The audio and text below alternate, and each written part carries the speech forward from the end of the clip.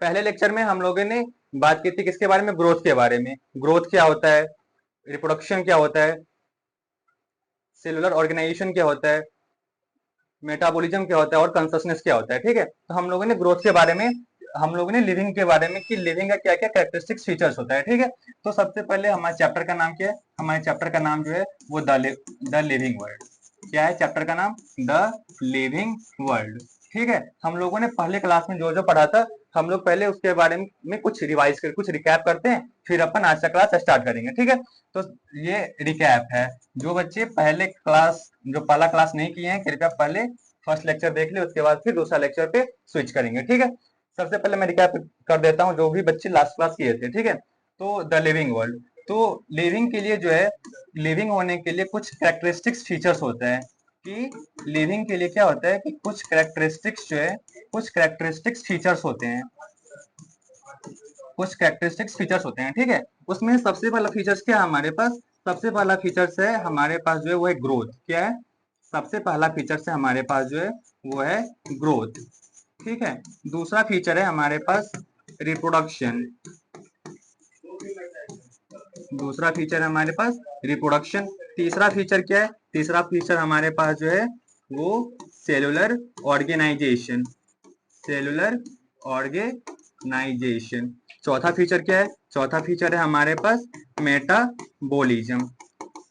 और पांचवा फीचर क्या है हमारे पास, पांचवा फीचर है हमारे पास कंसिस्टेंस। ठीक है, कंसिस्टेंस। अपन ने ग्रोथ के बारे में पढ़ लिया था, अपन ने ग्रोथ के बारे में पढ़ लिया था, रिप्रोडक्शन के बारे में पढ़ लिए थे, सेलुलर ऑर्गेनाइजेशन के बारे में पढ़ लिए थे, मेटाबॉलिज्म के बारे में पढ़ लिए थे। आज पढ़ेंगे कंसिस्टेंस के बारे में। ठीक है, सबसे पहले हम लोग जो भी लास्ट क्लास में पढ़े थे उसके बाद उसको आज रिकैप कर लेते हैं। ठीक है, ग्रोथ,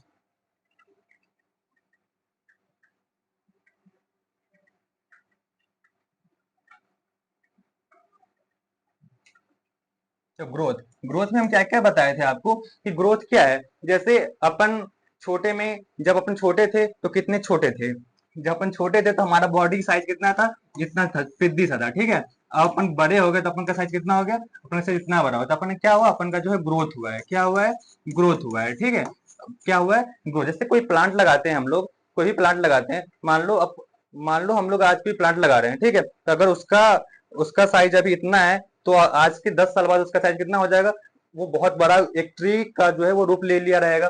ठीक है, तो उसका क्या हुआ, उसका जो ग्रोथ हुआ है। ठीक है, जैसे हमारे पास ये बोतल है, बोतल का तो ग्रोथ नहीं हो सकता। जैसे 10 साल बाद हम लोग इसको देखेंगे फिर भी ऐसा ही रहेगा, और आज भी ये ऐसा ही है। ठीक है, जैसे ये फोन है, फोन का भी तो ग्रोथ नहीं हो सकता ना, क्योंकि ये क्या है, नॉन लिविंग है। अगर कोई भी चीज लिविंग है तो लिविंग में क्या होगा, लिविंग में जो है ग्रोथ, लिविंग में जो है वो ग्रोथ जो है वो होगा ही होगा। तो हमारे पास ना ये कैरेक्टरिस्टिक्स फीचर है, growth, reproduction, cellular organization, metabolism और कंसिस्टेंस। ठीक है, तो इसका मतलब ये नहीं कि अगर किसी चीज में ग्रोथ हो रहा है, इसका मतलब ये नहीं कि वो लिविंग ही है। जैसे हम बताए थे लास्ट क्लास में, एक एग्जांपल दिए थे आपको, किसके बारे में, पहाड़ के बारे में। एक माउंट एवरेस्ट है, आप लोग माउंट एवरेस्ट के बारे में जानते होंगे कि उसका हाइट पहले कितना था, 8848, वो फिर बढ़ के कितना हो गया, 8850। तो इसमें क्या हुआ, इसमें जो ग्रोथ हुआ, तो इसका मतलब क्या, इसका मतलब जो माउंट एवरेस्ट जो है वो क्या है, लिविंग थिंग्स है, नहीं वो लिविंग थिंग्स नहीं है। तो सिर्फ अपन ग्रोथ, सिर्फ हम लोग ग्रोथ को देख करके ये नहीं कह सकते कि चीजें चीजें जो है वो लिविंग है या फिर नॉन लिविंग। जैसे देखो, ये पहाड़ है, ये पहाड़ पे अगर कुछ चीजें एक्स्ट्रा आके डिपोजिट हो जाती है यहाँ पे, तो इसका क्या, तो अपन जब दूर से देखेंगे तो क्या हुआ, इसका तो ग्रोथ तो हुआ। पहले मान लो इसका हाइट कुछ एक्स था, अब कुछ टाइम बाद जो उसका हाइट क्या, मान लो एक्स प्लस वाई हो जाएगा, तो इस ग्रोथ तो हुआ है, बट ये लिविंग तो नहीं है ना। तो इसलिए ग्रोथ जो है, ग्रोथ कैरेक्टरिस्टिक फीचर है, बट वो डिफाइनिंग फीचर नहीं है। ये क्वेश्चन पूछेगा आप लोग को कि ग्रोथ क्या है, ग्रोथ जो है, growth is a characteristic feature but not a defining feature. Growth जो है लिविंग होने का एक कैरेक्टरिस्टिक फीचर है, बट वो एक डिफाइनिंग फीचर नहीं है। इसका मतलब ये नहीं कि अगर किसी चीज में ग्रोथ हो रहा है तो वो लिविंग होगा। ग्रोथ जो है वो कैरेक्टरिस्टिक्स फीचर है, बट वो डिफाइनिंग फीचर नहीं है। उसी प्रकार हम दूसरा पढ़े थे रिप्रोडक्शन के बारे में।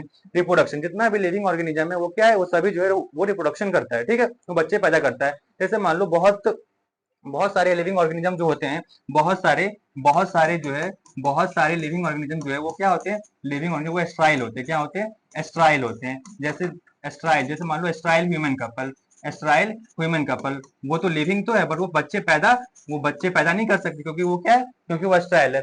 तो देखो, अगर मान लो अगर अगर कोई बच्चे पैदा नहीं कर पा रहा है, इसका मतलब क्या, वो नॉन लिविंग हो जाएगा, नहीं, ऐसा तो नहीं है ना। तो लिविंग जो है, सॉरी, ये रिप्रोडक्शन जो है वो कैरेक्टरिस्टिक फीचर है, बट वो डिफाइनिंग फीचर नहीं है। अगर कोई इंसान एस्ट्राइल है, इसका मतलब ये तो नहीं अपन क्या बोलेंगे उसको कि वो तो नॉन लिविंग है, ऐसा नहीं है ना। अगर कोई इंसान एस्ट्राइल है, इसका मतलब वो नॉन लिविंग है नहीं, वो लिविंग है। बट देखो, इसलिए बोला कि रिप्रोडक्शन जो है वो कैरेक्टरिस्टिक फीचर है, रिप्रोडक्शन जो है वो कैरेक्टरिस्टिक फीचर है, बट वो एक डिफाइनिंग फीचर नहीं है। तो याद रखना कि हमारे पास दो जो है, ये ग्रोथ ग्रोथ और रिप्रोडक्शन, ग्रोथ और रिप्रोडक्शन, ये दोनों जो है, ये दोनों क्या है, ये दोनों जो है, ये दोनों कैरेक्टरिस्टिक फीचर है। क्या है, ये दोनों जो है वो कैरेक्टरिस्टिक फीचर है, कैरेक्टरिस्टिक फीचर है, but defining but defining feature but defining feature नहीं है। इसका मतलब ये नहीं कि कोई इंसान को अगर बच्चा नहीं हो रहा तो वो इंसान जो नॉन लिविंग हो जाएगा, नहीं। रिप्रोडक्शन जो है वो कैरेक्टरिस्टिक फीचर है, बट वो डिफाइनिंग फीचर नहीं है। तो यहाँ से ये क्वेश्चन जो है असर्शन रीजन में एआर में ये क्वेश्चन बन सकता है, या फिर स्टेटमेंट 2 के 2 में पूछ सकता है। ठीक है, तो ग्रोथ और रिप्रोडक्शन क्या है, वो एक कैरेक्टरिस्टिक फीचर है, बट वो क्या है, वो डिफाइनिंग फीचर नहीं है। तीसरा है हमारे पास सेलुलर ऑर्गेनाइजेशन। क्या है, सेलुलर ऑर्गेनाइजेशन, ये तो अपन बचपन से पढ़ते आ रहे हैं। सेलुलर ऑर्गेनाइजेशन क्या होता है, cell is the basic unit of life. Cell क्या है, cell is the basic unit of life, cell is the basic unit of life. मान लो लिविंग होने के लिए तो सेल तो होना जरूरी है ना, विदाउट सेल अपन किसी चीज को लिविंग बोल ही नहीं सकते। जैसे मान लो बॉटल है, बॉटल में सेल नहीं है तो ये क्या है, नॉन लिविंग। अपन लोग क्या है, अपन लोग ह्यूमंस है, अपन लोग किस से बने, सेल से ही बने ना, अपन लोग किससे बने, सेल से ही बने।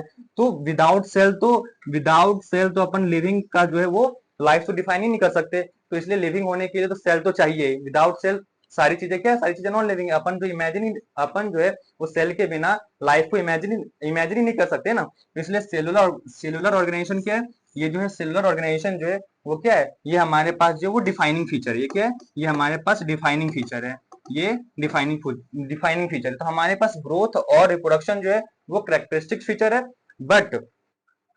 बट हमारे पास सेलुलर ऑर्गेनाइजेशन क्या है, ये हमारे पास जो डिफाइनिंग फीचर है। ठीक है, क्योंकि विदाउट सेल अपन लाइफ को इमेजिन ही नहीं कर सकते। फिर चौथा है हमारे पास मेटाबॉलिज्म। क्या है, मेटाबॉलिज्म। मेटाबॉलिज्म क्या है, मेटाबॉलिज्म ये जो है बहुत ही इंपॉर्टेंट है, नीट के पॉइंट ऑफ व्यू से मेटाबॉलिज्म जो है बहुत ही इंपॉर्टेंट, ऑलमोस्ट हर एक ईयर यहाँ से क्वेश्चन आता है मेटाबॉलिज्म से। ठीक है, तो मेटाबॉलिज्म में हम क्या पढ़े थे कि हमारे बॉडी के अंदर जो भी चीजें हो रही, जैसे अपन देखो, अपन खाना खा रहे हैं, खाना कैसे पच रहा है, सबसे पहले अपन क्या ले रहे हैं, अपन जो है अपन रेस्पायर कर रहे हैं, अपन जो है वो सांस ले, अपन रेस्पिरेशन कर रहे हैं। ठीक है, फिर रेस्पिरेशन के फिर क्या हुआ, फिर जो है खाना हमारे बॉडी में, फिर क्या हुआ, उसका जो डाइजेशन होने के बाद क्या हुआ, उसका जो है वो एब्जॉर्प्शन होने के बाद क्या हुआ, बॉडी में क्या हमारे सेल्स के पास पहुंचा, जहां से हमें क्या मिली, जहां से हमें जो एनर्जी मिली, क्या मिली, जहां से हमें जो एनर्जी मिली। तो मेटाबॉलिज्म क्या है, मेटाबॉलिज्म जो हमारे पास जो ये क्या, ये भी डिफाइनिंग फीचर है। क्या है, ये भी डिफाइनिंग फीचर है। तो हमारे पास जो ये सेलुलर ऑर्गेनाइजेशन और मेटाबॉलिज्म जो क्या है, सेलुलर ऑर्गेनाइजेशन और मेटाबॉलिज्म जो ये दोनों डिफाइनिंग फीचर है। आज हम लोग पढ़ेंगे कंससनेस के बारे में। किसके बारे में, कंससनेस के बारे में, चेतना के बारे में। किसके बारे में, चेतना के बारे में, कंससनेस। आज हम लोग इसके बारे में पढ़ेंगे। तो यहाँ तक किसी को कोई दिक्कत नहीं। अगर किसी को इस पूरा किसी भी चीज में कोई भी दिक्कत हो तो आप कमेंट करके पूछ सकते हो।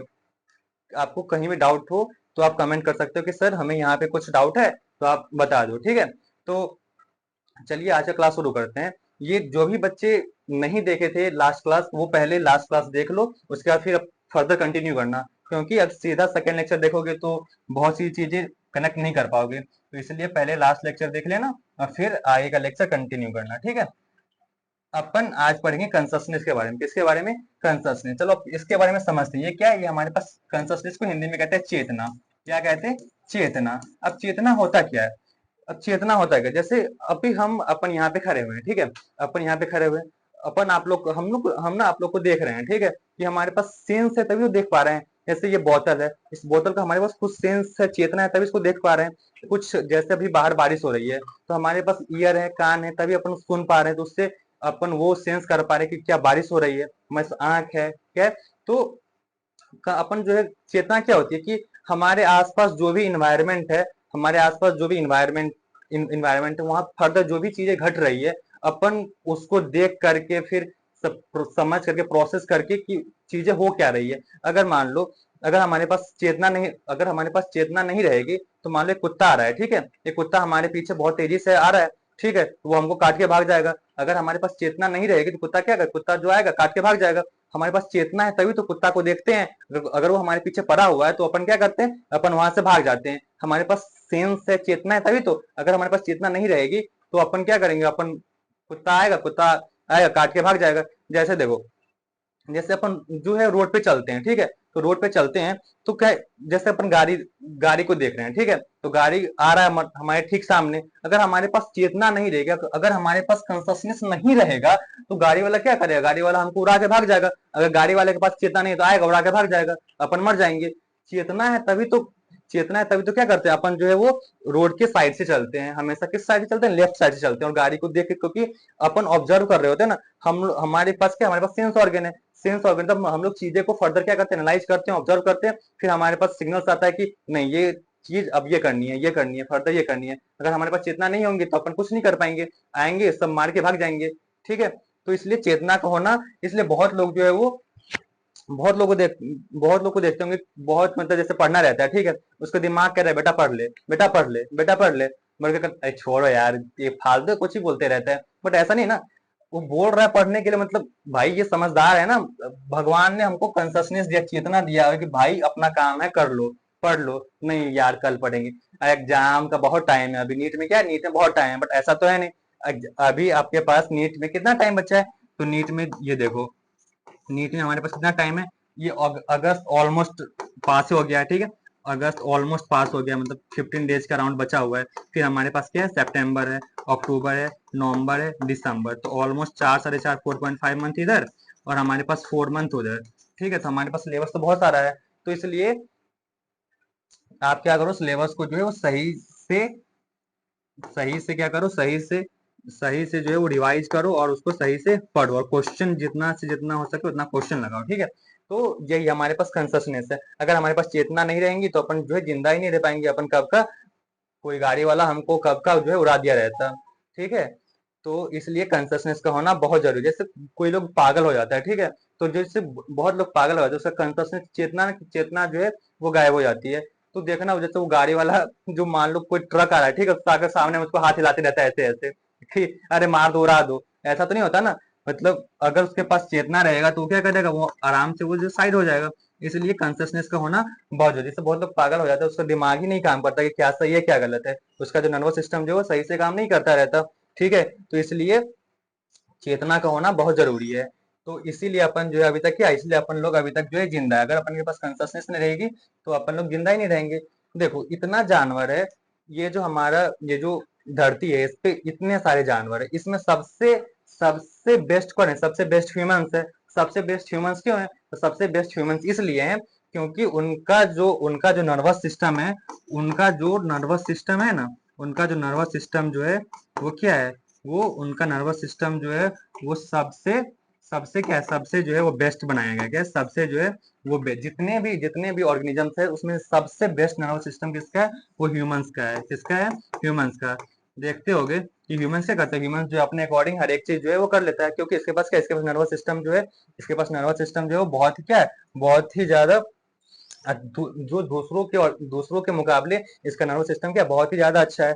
अपन के पास सोचने की क्षमता है। ठीक है, जैसे देखो इंसान लोग क्या करता है, इंसान लोग स्कूल जाता है, कुछ तबीयत खराब हो गई कहाँ हॉस्पिटल जाता है। कुत्ता लोग को देखा है, कुत्ता लोग को जाके पढ़ते हुए उस लोग के पास उतना चेतना है, अरे भाई अब पैदा हो रही है, अब नर्सरी में नाम लिखवाना है, एलकेजी में नाम लिखवाना है, यूकेजी में, तबीयत खराब हो गई डॉक्टर के पास चलना है, ऐसा तो नहीं है उस लोग में। अपना बस मस्त खाता पीता है। और वो हम लोग जो है वो जानवरों से अलग क्यों है, सिर्फ हमारे पास क्या, हमारे पास नर्वस सिस्टम जो है वो क्या है, नर्वस सिस्टम जो है उस लोग से क्या है, उस लोग से बेटर है। इसके वजह से जो है हम लोग जो है वो क्या कर पा रहे हैं, उस लोग से बेटर लाइफ जी पा रहे हैं। नहीं तो देखो लिविंग तो वो भी है, लिविंग जो जितना जो है ये डॉग वगैरह जो है, ये डॉग है, कैट है, एलिफेंट है, जो भी लिविंग ऑर्गेनिज्म है, दिमाग तो उसके पास भी है, बट सबसे बेस्ट नर्वस सिस्टम किसके पास है, ह्यूमंस के पास है। तो इसके लिए अपन क्या कर, अपन जो है सब चीज पे जो है राज करते हैं। ठीक है, तो इसलिए कंसियसनेस का होना, जिंदा रहना अलग बात है, और कंसस मतलब कंसस रहना वो अलग चीज है। इसलिए अपने पढ़ाई के प्रति क्या रहो, ज्यादा सीरियस रहो। ठीक है, कि अपन को एग्जाम देना है, तो उसके प्रति अपन क्या कर रहेंगे, सीरियस रहेंगे। ठीक है, तो अपन पढ़ते हैं कॉन्शसनेस के बारे में, ये होता क्या है, तो फिर अपन धीरे धीरे बात करेंगे उस चीज पे। सबसे पहले ability to sense the surrounding environments and respond to this environment. मैं आपको ही बता रहा था कि एबिलिटी टू सराउंड, सबसे पहले अपन क्या करें, हमारे पास वो एबिलिटी है कि सराउंडिंग में क्या हो रहा है। जैसे मान लो जैसे कोई बस आ रही है, ठीक है, सामने से, तो हमारे पास इतना नर्वस सिस्टम में इतना जो वो क्षमता है कि अपन क्या करते हैं, उसको सेंस कर पाते हैं कि क्या हो रहा है, बस आ रही है, ठीक है। अब यहाँ से नर्वस सिस्टम क्या करेगा, मैसेज देगा और उसके इन्वायरमेंट के प्रति क्या करेगा, रिस्पॉन्ड करेगा।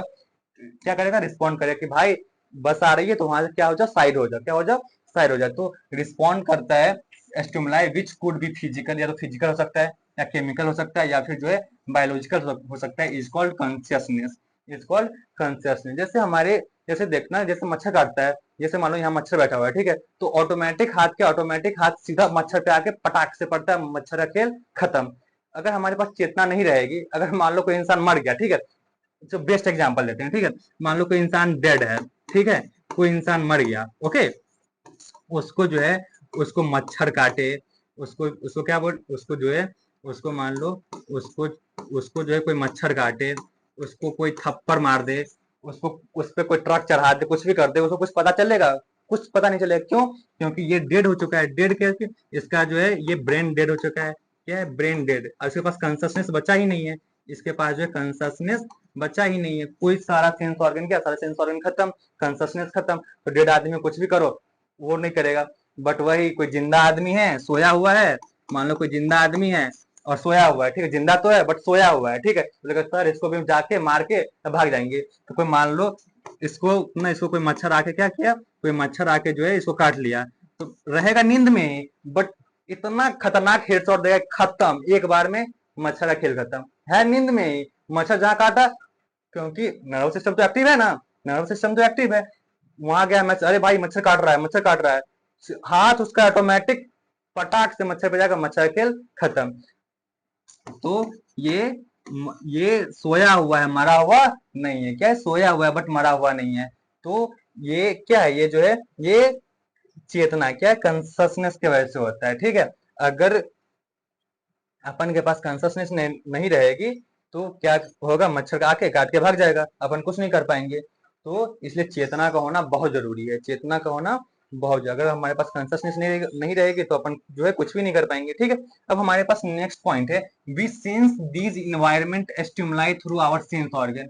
अपन जो है ये जितना भी इन्वायरमेंट में चीजें घट रही होती है, अपन उसको कैसे सेंस करते हैं। तो भगवान ने बोला कि अरे भाई, दिमाग के पास अगर इंफॉर्मेशन पहुंचाना है तो उसके लिए कुछ होना तो चाहिए। जैसे मान लो आपके आपके घर पे कुछ मतलब खाना पहुंच, मतलब आपके घर पे जो है, जो मान लो अपन जोमेटो करते हैं, ठीक है, जोमेटो करते हैं, तो वहां से ऑर्डर पहुंचाने के लिए, मान लो आप ऑर्डर किए, ठीक है, आप कुछ ऑर्डर किए, तो वहां से पहुंचाने के लिए कुछ होता है, तो एक बंदा हायर किया होता है, उसके पास क्या होती है, उसके पास बाइक होती है, फिर वो जाता है रेस्टोरेंट में, वहां से खाना लेता है, फिर आपके पास जाके क्या करता है, आपके पास जो है वो डिलीवरी करता है। ठीक है, तो इतना ज्यादा प्रोसेस होता है, फिर आपके पास जो है खाना जो है आपके पास खाना पहुंचता है।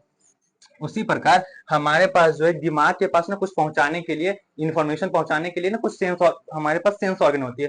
भगवान ने बोला भाई, अगर हम इसको सिर्फ चेतना दे देंगे और पहुंचाने का सामान ही नहीं देंगे तो फिर तो हो गया इसका खेल खत्म, फिर तो इसका कुछ हो नहीं पाएगा। तो हमारे पास जो है कि हमारे पास सेंस ऑर्गन है। क्या है, हमारे पास सेंस ऑर्गन। तो हम लोग बचपन में पढ़े थे कि कितने सेंस ऑर्गन होते हैं, हमारे पास 5 सेंस ऑर्गन होते हैं। कितने? 5 सेंस ऑर्गन होते हैं। कौन कौन सा? सबसे पहले हमारे पास होता है आई, फिर होता है हमारे पास ईयर, फिर होता है हमारे पास नोज, फिर होता है हमारे पास क्या, फिर होता है हमारे पास टंग, और फिर होता है हमारे पास स्किन। अगर मान लो हमारे पास सेंस ऑर्गन नहीं रहेगा तो हम लोग कैसे देख पाएंगे कि ट्रक आ रहा है, तो हमारा दिमाग, अरे भाई ट्रक आ रहा है बीच से, तुमको उड़ा देगा, तो इसलिए साइड हो जाओ। तो हमारे पास नर्वस सिस्टम है तभी तो, हमारे पास कॉन्शसनेस है तभी तो। देखो, तो हम लोगों ने आंख से देखा और रिस्पॉन्ड करा। तो ये पहला यूज है आंख का, ठीक है, जब ट्रक आ रहा है। ठीक है, जब कान, जैसे मान लो किसी का चुगली सुनना रहता है तो अपन क्या कान भिड़ा के सुनते हैं ना, तो वहां पे कौन काम कर रहा है, यहाँ पे आंख तो काम नहीं कर रहा, अपन यहाँ पे क्या काम कर रहे हैं, यहाँ पे काम कर रहा है कान, क्या, ईयर। यहाँ पे कौन सा सेंस ऑर्गन काम कर रहा है, यहाँ पे सेंस ऑर्गन काम कर रहा है ईयर। ठीक है, अब देखो, अब नोज का काम कैसे आता है। मान लो बगल में खाना बन रहा है, ठीक है, एकदम पूरा बहुत बहुत ही अच्छा खाना बन रहा है, ना तुम आंख से देख रहे हो ना तुम कान से सुन रहे हो, बट तुम्हारे पास नाक तो है कि अरे कौन सी का सब्जी बन रहा है। जैसे मान लो पनीर बन रहा है, क्या बटर पनीर बन रहा है, या फिर पनीर मसाला, या फिर पनीर भुर्जी, कुछ चाहे पनीर 65, पनीर चिल्ली, जो भी है, मतलब कुछ भी, फूल गोभी, आलू गोभी, बैगन गोभी, जो भी है, मान लो को सब्जी बन रहा है, तुम्हारे पास नाक है, तो उससे तो तुम आंख से देख नहीं रहा है, तुम कान से सुन नहीं रहा, पर भगवान ने बोला भाई बेटा इसको नाक दो, इसको नाक नहीं देंगे तो पता नहीं चले कौन सी है, कुछ खा लेगा। तो क्या दिया अपन को, नाक दिया, क्या दिया, नाक। अरे ये तो आलू गोभी है भाई, चलो आज तो पेट भरे खाएंगे। अरे ये तो पनीर मसाला है, अरे भाई खाओ खाओ पूरा पेट भर के खाओ भाई, पनीर मसाला। तो अपन को ये नाक दिया इसलिए, ठीक है, तो चेतना है यहाँ से। अब टंग, अब भगवान बोले बेटा इसके पास खाना आ गया, ठीक है, अब खाना आ गया, तो अब तो खाना जो आ गया, अब टेस्ट कैसे करेगा, अब तो ये आंख से देखो रहा है, कान से सुन भी रहा है, अब नोज से पता भी लगा ले कि क्या क्या है। अब कुछ खाएगा तो उसको कैसे मानो, खट्टा है, मीठा है, क्या है, नमकीन है, तीखा है, तो इसको बेटा टंग दो, क्या दो, टंग दो। तो अपन को क्या दिया, अपन को दिया टंग, क्या दिया, टंग दिया, ठीक है। अब फिर खाया एक बाइट, अरे ये तो बहुत अच्छा है, अरे मम्मी बहुत अच्छा बनाई हो खाना आज का। किसी दिन अरे मम्मी यार क्या बकवास बना दिया, बहुत बहुत गंदा है। तो अपन को कैसे मालूम पड़ता है, वो टंग से मालूम पड़ता है, कैसे, टंग से, कैसे मालूम पड़ता है, टंग से, ठीक है। तो टंग किसके लिए, टंग जो है हमारे पास टेस्ट के लिए, किसके लिए है, टेस्ट के लिए। तो अगर अपन के पास टंग नहीं रहेगा तो अपन कुछ खाएंगे, कुछ पता ही नहीं चलेगा, सीधा खा रहे हैं आराम, और कुछ दे दिया, आलू बरहर बैगन कुछ दे दिया, अपन खा लिए, कुछ पता नहीं चला, दिमाग को कुछ पता नहीं चल रहा है कौन सी खा रहे हैं, ठीक है। फिर आता है पांचवा पे, आता है हमारे पास स्किन, क्या आता है, स्किन। तुम आंख से देख भी रहा है, कान से सुन भी रहा है, नोज से पता भी कर चल रहा है कि क्या बन रहा है आसपास, टंग से तुम्हें टेस्ट ही पता चल गया कि कैसा है, तीखा है, मीठा है, नमकीन है। पांचवा आता है स्किन, भाई साहब इसका तो अलग ही है। बचपन में कौन कौन सा मार खाया, सो बताओ, पहले कमेंट करना, ठीक है, कि बचपन में अपने टीचर से पिटा कौन कौन है। तो भाई साहब स्किन, पिटाई तो लगता नहीं, पिटाई कहाँ लगता है, पिछवाड़े पे लगता है, पूरा क्या है, पूरा स्किन है। जब लगता जो है बहुत जोर का, तो कैसा था, अरे भागता, अरे वाह क्या क्या मतलब एक्टिंग करता है बच्चा, रोने वोने का एक्टिंग करता है। तो स्किन क्या है, स्किन जो है, जैसे मान लो, जैसे अपन को कैसे मालूम पड़ता है ठंड है या फिर गर्मी है, तुम आंख से ठंड को देख सकता है, कान से ठंड को सुन सकता है। अब थोड़ा बोलते अरे गर्मी है चाट लेते हैं, चाट के तुम गर्मी को टेस्ट कर सकता है, नहीं ना। तो गर्मी कैसे मालूम पड़ेगा, कि गर्मी जो है कैसे स्किन से मालूम पड़ेगा ना। स्किन क्या करता है, स्किन सेंस करता है कि क्या है, जो अभी वेदर, क्या है, वेदर बहुत ज्यादा हॉट है, क्या है, वेदर हॉट है, तो उसके लिए क्या है, उसके लिए स्किन है। अगर मान लो समर है, जैसे ठंडी है, गर्मी है, बरसात है, ये सब अपन कैसे मालूम करते हैं कि स्किन है, स्किन क्या करता है, स्किन जो है चीजों को रिकॉग्नाइज करता है, सेंस करता है कि भाई अभी गर्मी में तो पसीना आएगा, बॉडी ऑटोमेटिक क्या करती है, बॉडी जो है ऑटोमेटिक जो है वो कूल होती है। तो कूल कैसे होगी, तो कूल होगी पसीना निकाल करके, क्योंकि बॉडी का टेम्परेचर कितना है, बॉडी का टेम्परेचर जो है 37 डिग्री सेल्सियस आता है, इसको इतना जो है मेंटेन करना। अब देखो 37 डिग्री सेल्सियस मेंटेन क्यों करना, अगर अपन 37 डिग्री सेल्सियस अगर मेंटेन नहीं करेंगे ना, अगर बॉडी का टेम्परेचर 37 डिग्री सेल्सियस नहीं रहेगा, तो हमारे बॉडी के अंदर बहुत ही ज्यादा, बहुत सारी जो है रिएक्शंस होती रहती है, बहुत सारी इंजाइमेटिक जो है, बहुत सारी जो है वो इंजाइमेटिक एक्टिविटी होती रहती है, क्या होती रहती है, इंजाइमेटिक एक्टिविटी होती है। अगर हमारे बॉडी का टेम्परेचर 37 डिग्री सेल्सियस नहीं रहेगा, या फिर अपन बोल सकते हो तुम लोग 98.6 डिग्री फॉरेन, अगर इतना नहीं रहेगा ना, हमारे बॉडी के अंदर जो इंजाइमेटिक एक्टिविटी चल रही है, वो सारी क्या हो जाएगी, वो सारी डिस्टर्ब हो जाएंगी। जब इंजाइमेटिक जब इंजाइमेटिक रिएक्शन, इंजाइमेटिक एक्टिविटी जब डिस्टर्ब होंगे, तो हमारा बॉडी का फंक्शन क्या होगा, हमारे बॉडी का फंक्शन जो है वो डिस्टर्ब होगा, जब बॉडी का फंक्शन डिस्टर्ब होगा, तो उससे क्या होगा, हमारा जो है वो हेल्थ क्या हो जाएगा, हमारा हेल्थ जो है वो खराब हो जाएगा। तो इसके लिए जो है हमारे बॉडी का टेम्परेचर 98.6 डिग्री फॉरेन हाइट और या फिर 37 डिग्री सेल्सियस जो मेंटेन रहना बहुत जरूरी है, ठीक है।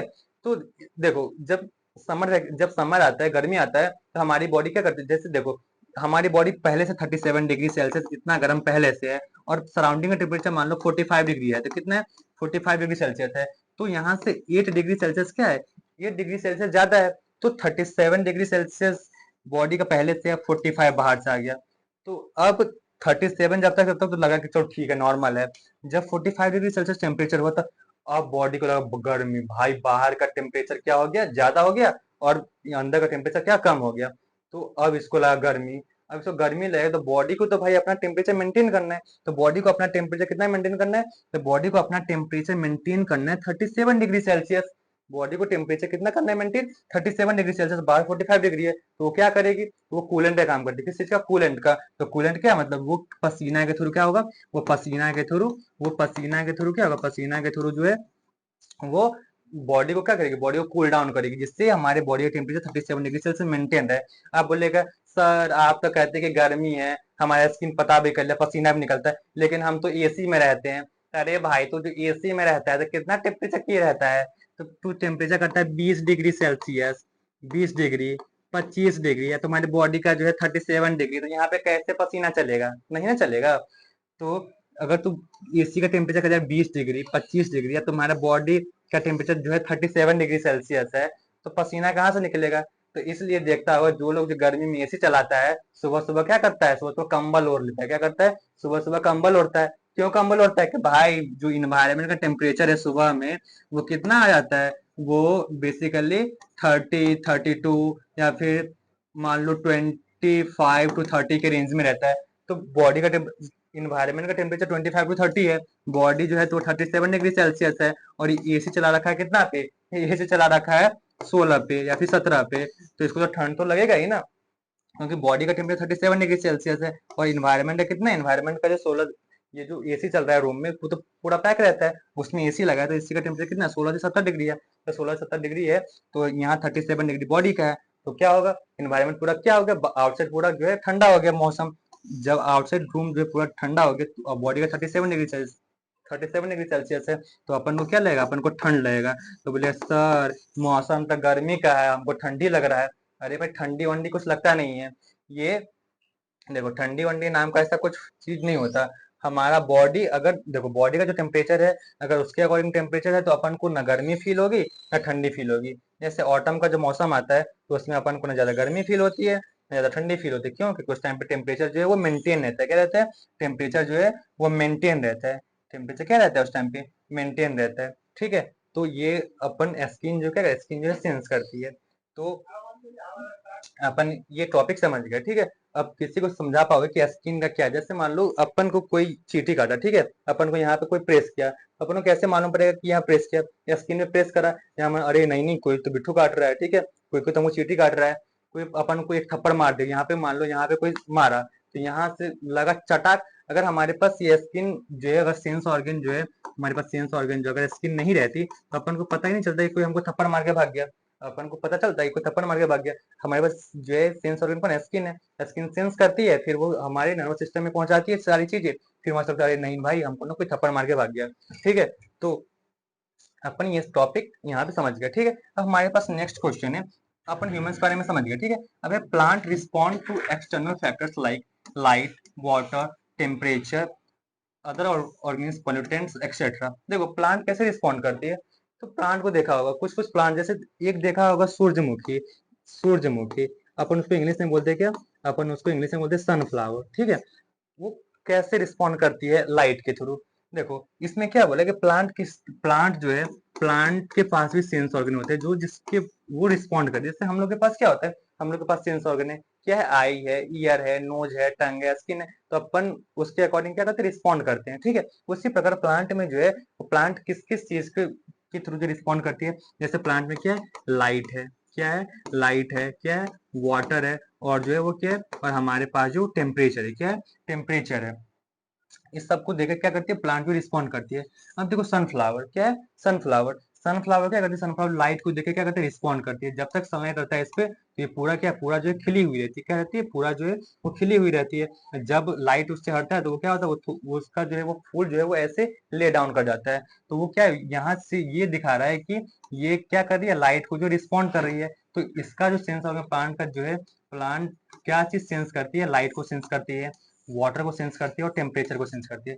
मान लो अगर प्लांट के पास नहीं रहेगा उसका स्टिमुला, अगर वो कुछ रिस्पॉन्ड नहीं करेगी, तो फिर वो उसका कैसे ग्रो होगा। जैसे प्लांट को क्या चाहिए, प्लांट को क्या चाहिए, प्लांट को जो है वो सनलाइट चाहिए, प्लांट को जो है लाइट चाहिए। क्यों चाहिए लाइट, फोटोसिंथेसिस के लिए प्लांट को जो है वो लाइट चाहिए।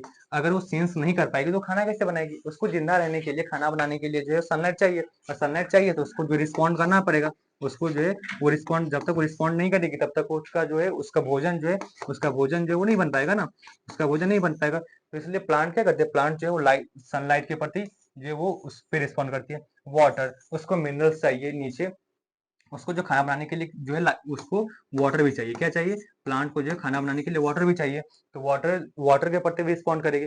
अपन उसको वाटर देंगे, अगर उसमें अगर सेंस ऑर्गन नहीं होगा उस चीज को रिस्पॉन्ड करने का, तो वो कैसे एब्जॉर्ब कर पाएगी। मान लो अपन उसमें वाटर डाले, ठीक है, तो उसके पास वहां पे सेंस गया, मतलब प्लांट में क्या, प्लांट को सेंस वाटर डाल रहा है, वहां से क्या करेगा, वहां से वो एब्जॉर्ब करेगा उस चीज को। फिर हमारे पास टेम्परेचर, क्या है, टेम्परेचर देखा होगा, जैसे सब्जी का खेती होता है, तो जब टेम्परेचर ज्यादा होता है ना, तो बहुत सारी सब्जी क्या होती है, सूख जाती है।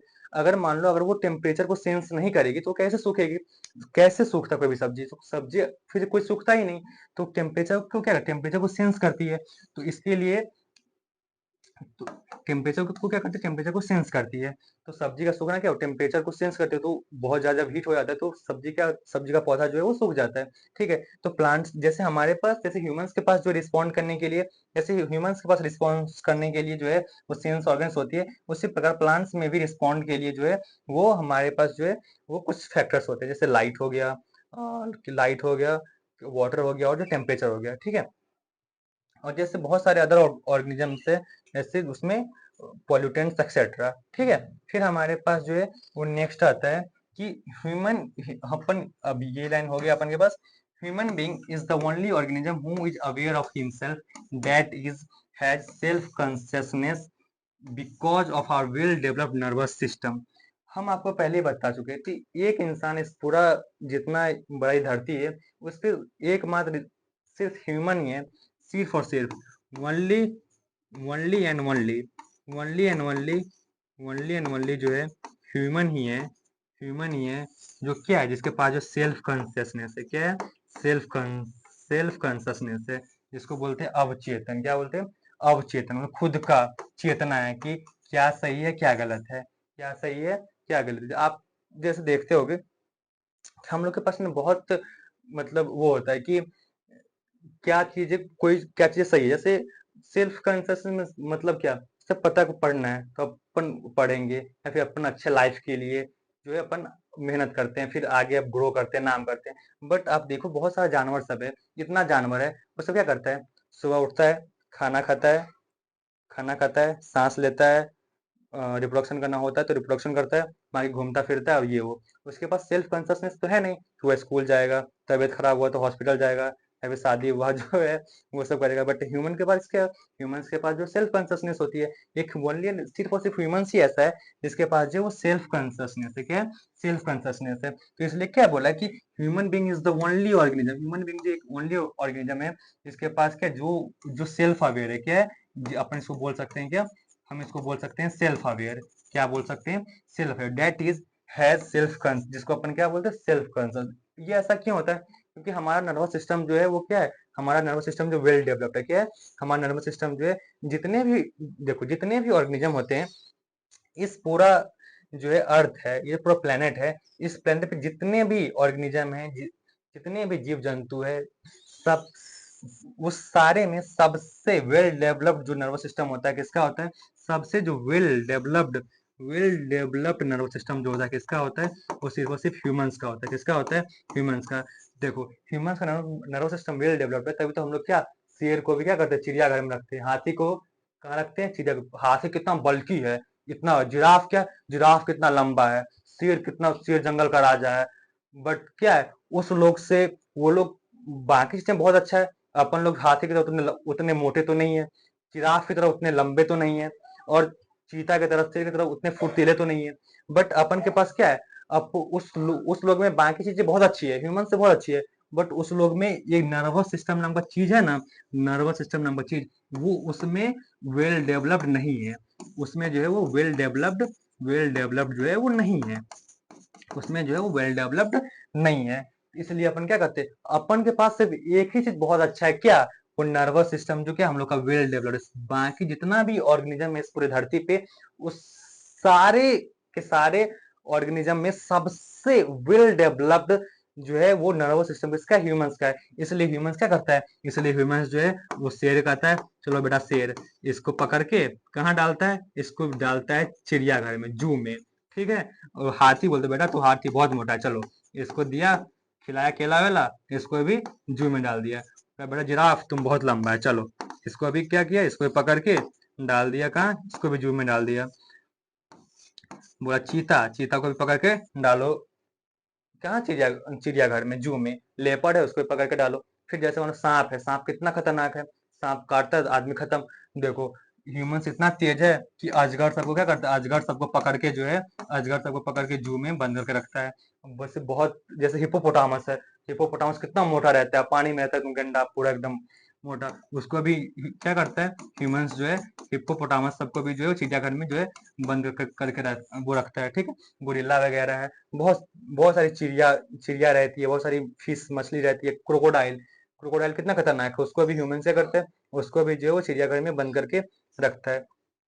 तो अपन लोग उसके तरह देखो, अपन शेर की तरह बहुत तेज नहीं है, अपन जो शेर की तरह एकदम पूरा फुर्तीले नहीं है, हाथी की तरह एकदम पूरा बल्की नहीं है, और जिराफ की तरह एकदम लंबे नहीं है, इतना बड़ा उसका गर्दन है, ठीक है। और शेर की तरह एकदम पूरा फुर्तीले तो है नहीं चीता की तरह, ठीक है। अपन के पास सिर्फ एक ही चीज अच्छी है कि अपन के पास नर्वस सिस्टम जो है ना, वो नर्वस सिस्टम क्या है, नर्वस सिस्टम जो है एकदम सबसे वेल डेवलप्ड। भगवान बोले कि अरे देखो, इंसान को तो हम बहुत लंबा बनाए नहीं, ठीक है, इंसान को तो हम बहुत लंबा बनाए नहीं, इंसान को बहुत मोटा नहीं बनाए, इंसान को हम बहुत फुर्ती नहीं दिए कि वो मतलब चीता को हरा दे। चलो इस, हम इंसान को एक ही चीज बहुत अच्छा देते हैं, एक ही चीज, बाकी चीज ये लोग मैनेज खुद कर लेगा। इसको सिर्फ अपना बुद्धि, एक बुद्धि कहते हैं ना, सिर्फ नर्वस सिस्टम इसको अच्छा देते हैं। जितना घिसेगा उसका दिमाग उतना क्या होगा, उतना तेज होगा। और जो नहीं घिसेगा, नहीं तो भोंदू की तरह वो भोंदू भोंदू रहेगा, ठीक है। इसलिए जो जितना पढ़ेगा, जितना मेहनत करेगा, उसका दिमाग क्या उतना तेज होगा। मान लो कोई क्वेश्चन है, जब जो मेहनत करेगा, क्वेश्चन देखेगा, रिस्पॉन्ड देखो ऐसे ऐसे ऐसे ऐसे ऐसे ऐसे, जो मेहनत नहीं करेगा, उसके पास नर्वस सिस्टम है बट क्या है, बट उस पर काम ही नहीं कर रहा। अगर आप काम नहीं करोगे तो फिर से वही जानवर वाले लक्षण में, जानवर वाले श्रेणी में चले जाओगे। इसलिए अपन के पास अब इतना अच्छा नर्वस सिस्टम है, तो अपन को क्या करना चाहिए, अपन को घिसना चाहिए, जितना घिसोगे उतना क्या होगा, उतना हमारा दिमाग जो तेज होगा, ठीक है। तो ह्यूमंस को सिर्फ एक ही चीज सेग्रीगेट करती है कि देखो, वही बोला, human being is the only organ, human being तो इकलौता प्राणी है जिसके पास क्या, जिसके पास जो वेल डेवलप्ड नर्वस सिस्टम जो है होता है। यही चीजें हमें दूसरे जानवर से क्या बनाती है, खास बनाती है। इसलिए अपन जो क्या करते हैं, सब पे राज करते हैं, क्या करते हैं, इसलिए हम लोग सब पे जो है राज कर पाते हैं।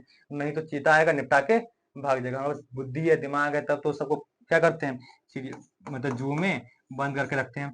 और बिहार का भाई, बिहारी लोग तो अलग ही रहते हैं। चीता पकड़ लिया, उसको शराब पिला रहा है। मतलब देखो, एक वो भी हुआ था, एक वीडियो हुआ था वायरल, ठीक है, बिहार में चीता पकड़ लिया, ये लोग चीता पकड़ लिया, उसको उसको देसी शराब पिला दिया। क्या किया, उसको देसी शराब पिला दिया। हाँ वो भी, हाँ, उससे क्या कर रहा है, सेल्फी ले रहा है उससे। चीता भाई साहब, सेल्फी, एक सेल्फी हो जाए। बिहारी बिहारी गजब होते हैं, मतलब बिहार के लोग एकदम पूरा गजब रहते हैं। चीता सबको भी नहीं छोड़ते, चीता आता है उसी को पकड़ लेते हैं। उसको उसको शराब पिला देते हैं एकदम पूरा। तो देखो, अपन के पास, अपन लोग सिर्फ क्या, अपन लोग के पास दिमाग जो है, नर्वस सिस्टम जो है बहुत अच्छा है। तो अपन जो है सब पे क्या है, सब पे कंट्रोल कर सकते हैं, ठीक है। तो बिहार का तो भाई बात ही अलग है, एक बिहारी सब, 100 पे भाई नहीं, सब पे भारी, ठीक है।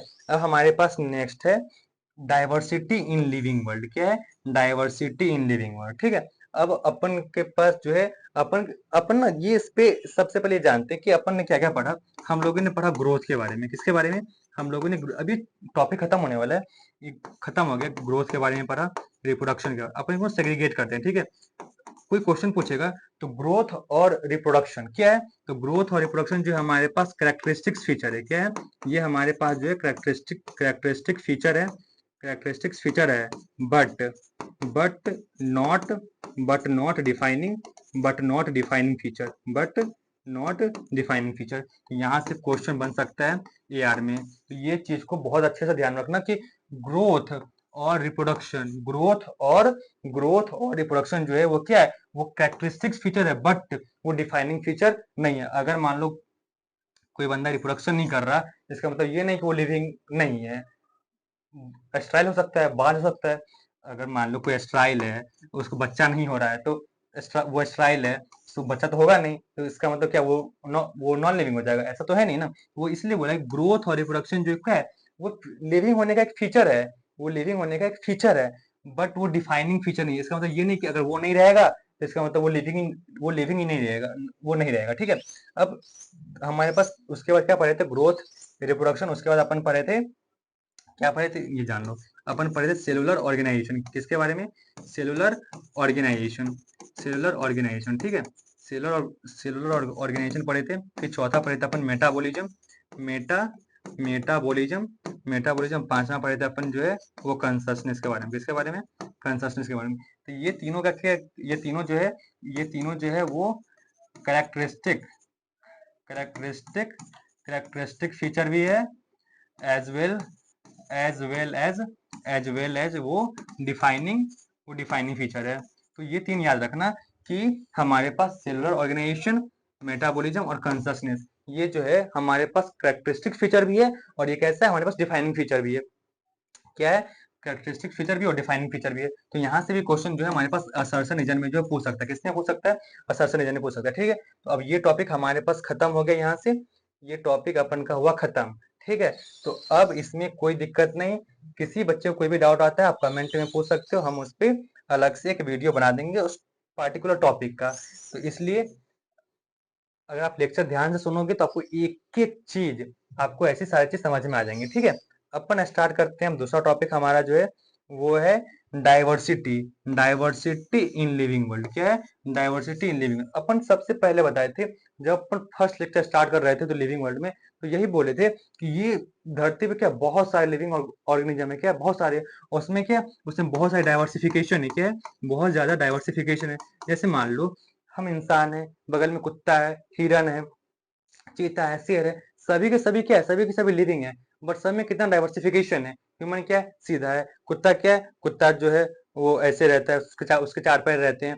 फिर देखो ये खरगोश है, खरगोश कितना छोटका है, गीदड़ कितना वो है। फिर शेर देखो, तो कितना मतलब हर एक में कितना डाइवर्सिफिकेशन है। हर एक जितने भी ऑर्गेनिज्म सारे के सारे लिविंग है, बट उसमें कितना डाइवर्सिटी है, कितना विविधता है, ठीक है। तो इसी को पढ़ेंगे कि दूसरा टॉपिक हमारे पास डाइवर्सिटी इन लिविंग वर्ल्ड। क्या है, डाइवर्सिटी इन लिविंग वर्ल्ड, ठीक है। उसमें सबसे बड़ा टॉपिक है हमारे पास टैक्सोनॉमी। क्या है, टैक्सोनॉमी। अब टैक्सोनॉमी वर्ड कैसे आया, देखो ये हमारे पास क्या है, ये है हमारे पास टैक्सोनॉमी। क्या है, ये है हमारे पास टैक्सोनॉमी। टैक्सो टैक्सो जो है, टैक्सो कहाँ से आया, ये आया टॉक्सिस से। क्या आया, टॉक्सिस से, जिसका मतलब क्या होता है, जिसका मतलब होता है अरेंजमेंट। क्या होता है, इसका मतलब होता है अरेंजमेंट। और फिर हमारे पास क्या, हमारे पास नोमी। नोमी कहाँ से आया, नोमी आया नोमोस से। कहाँ से, नोमी आया नोमो, जिसको बोलते क्या, जिसको बोलते लॉ। क्या बोलते, लॉ। तो देखो टॉक्सिस, टॉक्सिस में इसका अरेंजमेंट, और नोमोस में इसका क्या, लॉ। तो branch of biology dealing with identification, nomenclature and classification of organism is called taxonomy. देखो टैक्सोनॉमी के अंदर क्या क्या चीजें आती है, तो टैक्सोनॉमी के अंदर तीन चीजें आती है। ये हमारे पास जो टैक्सोनॉमी है, टैक्सोनॉमी मतलब बायोलॉजी का ऐसा ब्रांच, बायोलॉजी का ऐसा ब्रांच बायोलॉजी का ऐसा ब्रांच जिसमें क्या हो, जिसमें जो है अपन किस चीज के बारे में पढ़ते हैं, अपन पढ़ते हैं आइडेंटिफिकेशन के बारे में। किसके बारे में, आइडेंटिफिकेशन के बारे में। अपन पढ़ते हैं किसके बारे में, नोमेनक्लेचर के बारे में। किसके बारे में पढ़ते हैं, आइडेंटिफिकेशन के बारे में पढ़ते हैं, नोमेनक्लेचर के बारे में पढ़ते हैं, और किसके बारे में पढ़ते हैं, क्लासिफिकेशन। क्या, क्लासिफिकेशन, क्लासिफिकेशन। ये सारी तीनों चीजें अपन को इस टैक्सोनॉमी में पढ़नी है। टैक्सोनॉमी होता क्या है, टैक्सोनॉमी जो है वो क्या, बायोलॉजी का ऐसा ब्रांच है जिसमें अपन जो है वो आइडेंटिफिकेशन, नोमेनक्लेचर और क्लासिफिकेशन के बारे में पढ़ते हैं, ठीक है। अपन के पास अब नेक्स्ट है, देखो नेक्स्ट क्या है, इसके अंदर हमारे पास कुछ फीचर है। सबसे पहला क्या, सबसे पहला आइडेंटिफिकेशन। आइडेंटिफिकेशन क्या, अपन किसी चीज को आइडेंटिफाई कैसे करते हैं। मान लो कोई अपन हमारे ये रूम है, ठीक है। इस रूम में बहुत सारी चीजें क्या बिखरी पड़ी है, ठीक है। तो बहुत सारी चीजें बिखरी पड़ी है, तो अपन इसको आइडेंटिफाई करेंगे। अपन किसे वो करेंगे, आइडेंटिफाई करेंगे। देखो जैसे बॉटल है, तो बॉटल ऐसे देखा, ये बॉटल है, खोज लिया, आइडेंटिफाई कर लिया। ये हमारे पास क्या, चश्मा है, क्या कर लिया, आइडेंटिफाई कर लिया। तो जो चीजें पहले से रहती है। जैसे हमारे पास देखो, जैसे ये धरती है, ठीक है, ये धरती पे बहुत सारी चीजें, जितनी चीजें पहले से है, अपन से उसको आइडेंटिफाई कर रहे हैं, कुछ डिस्कवरी नहीं कर रहे हैं, सिर्फ अपन आइडेंटिफाई कर रहे हैं। क्या कर रहे हैं? आइडेंटिफाई कर रहे हैं। तो वही बोला है कि आइडेंटिफिकेशन क्या कहते हैं, कि a process by which an organism is correctly recognize. क्या कर, से अपन उसको रिकॉग्नाइज करते हैं। जैसे मान लो एक बहुत बड़ा सभा है, ठीक है, उसमें बहुत सारे लोग हैं, उसमें अपन जैसे अपन किसी को जानते हैं तो अपन क्या करें, उसको रिकॉग्नाइज करेंगे। वो लोग तो पहले से है ना, अपन को क्या करना है, सिर्फ उसको रिकॉग्नाइज करना है। तो वही है, आइडेंटिफाई करना है। आइडेंटिफिकेशन वो कहता है कि a process by which an organism is correctly recognized and described from the other already known organism. वो पहले से एग्जिस्ट कर रहा है, वो उस सभा में पहले से एग्जिस्ट कर रहा है, सिर्फ अपन को क्या करना है, उसको आइडेंटिफाई करना है। क्या करना है? आइडेंटिफाई करना है। जैसे हमारे कुछ रिश्तेदार आते हैं, ठीक है, ये हमारे पास, देखो अपन जाते हैं रेलवे स्टेशन पे, कोई रिश्तेदार आए, वहां पे ढेर आदमी है, बहुत सारा आदमी है, तो अपन कैसे आइडेंटिफाई करेंगे, ये हमारे ही रिश्तेदार हैं। वो तो अपन उसको जानते थे पहले से, ठीक है। देखो, अरे ऐसा चेहरा है गोल मटोल, ये तो हमारे फूफा जी है, ये हमारे मामा जी है, ये दादा जी है, या फिर जो नाना नाना जी है, कोई भी रिलेटिव है, ठीक है, तो अपन जानते हैं। सिर्फ क्या करना है, सिर्फ अपन को करेक्टली जाकर उसको आइडेंटिफाई करना पड़ता है। तो उसी को बोलते हैं क्या? आइडेंटिफिकेशन। आइडेंटिफिकेशन चीजें पहले से है, अपन को सिर्फ जाकर उसको करेक्टली आइडेंटिफाई करना है, ठीक है। उसको अपन डिस्कवरी नहीं कर सकते। डिस्कवरी तो वो नया अपन कुछ बनाए, उसको तो डिस्कवरी। और ये आइडेंटिफिकेशन है, इसमें चीजें पहले से जो है वो धरती पे पड़ा हुआ है, सिर्फ उसको आइडेंटिफाई करना है, ठीक है। फिर दूसरा हमारे पास नोमेनक्लेचर। क्या है? नोमेनक्लेचर। नोमेनक्लेचर क्या? अब नामकरण। जैसे बच्चा पैदा होता है तो उसका भी क्या होता है, नामकरण होता है ना। अपने जैसे मान लो सब इंसान ही है, अगर अपन उसका नामकरण नहीं करेंगे तो कैसे क्या बोला, अरे बंटी बबली क्या भी कुछ भी बुला दो, या छोटका बड़का ऐसे करके बुलाओगे तो क्या ही लगेगा। तो इसलिए नामकरण जो होना बहुत जरूरी है। क्या? नामकरण जो होना, नोमेनक्लेचर में क्या होता है? नामकरण, ठीक है। नामकरण, किसी भी चीज का नामकरण होना जो है बहुत जरूरी है। तो वही बोलता है कि naming of organisms according to international scientific rules is called nomenclature. International scientific rules is called nomenclature. देखो, जैसे कुत्ता है, ठीक है, तो यहाँ कुत्ता को क्या, कुछ भी, कुत्ता, कुकुर, कुछ भी बुलाता रहता है। तो मान लो तुम जाएगा वहां से अमेरिका जाएगा, ठीक है, तुम चला गया अमेरिका, ठीक है, बुला, तू गया अमेरिका गया, ठीक है, अमेरिका गया, देखा कुत्ता को, कुत्ता को देखा, अपने देहाती भाषा में कुकुर बोल रहा है। क्या बोल रहा है? कुकुर बोल रहा है। क्या बोल रहा है? कुकुर बोल रहा है। कुकुर बोल रहा है, ठीक है, कुकुर बोल रहा है। हाँ, अमेरिका वाला बोलेगा, अरे कौन सी बोल रहा है रे, कुकुर। ये कुकुर कौन सी होता है?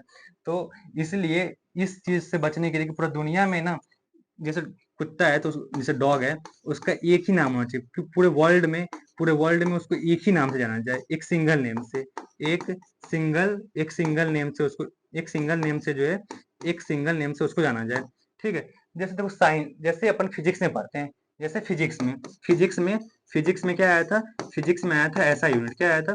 फिजिक्स में आया था ऐसा यूनिट। जैसे अपन को कुछ ट्रेड करना है, ठीक है, कुछ बेचना है, कुछ खरीदना है, तो पहले क्या रहता था कि अपन लोग नपना बना देते। क्या? नपना। जैसे मान लो हमारे यहाँ का, मान लो 1 केजी जो है, एक 1 केजी चावल मान लो इसमें आ रहा है, ठीक है, 1 केजी चावल इसमें आ रहा है, तो अमेरिका में मान लो 1 केजी चावल इतना उसमें आएगा। तो अपन कुछ अगर अगर अपन कुछ एक्सपोर्ट करेंगे, अपन कुछ एक्सपोर्ट करेंगे, तो मान लो अपन ने यहाँ से भेजा कितना, अपन यहाँ से भेजे 500 किलो, यहाँ से 500 किलो चावल अपन अमेरिका वाले को भेजे, ठीक है। वो वहां जाके उसको चेक करेगा तो उसके यहाँ 50 किलो ही आएगा, क्योंकि जो अपने यहाँ का जो मेजरमेंट है वो क्या है, छोटा सा है, और उसके यहाँ का मेजरमेंट क्या है, बड़ा है। तो वो बोलेगा, अरे भाई तू तो हमको ठग रहा है, पैसा लिया है 500 किलो का, दे रहा है 50 किलो। तो दोनों देश में क्या झगड़ा हो गया, दोनों उठापटक कर लिया, मार हो गया दोनों में। तो बोला, तो सब जितना व्यापारी था सब टेंशन में आके, भाई बहुत लॉस हो रहा है, ये तो हमको 500 किलो का वो दे रहा है, मेरे पास पहुंच रहा है 50 किलो ही।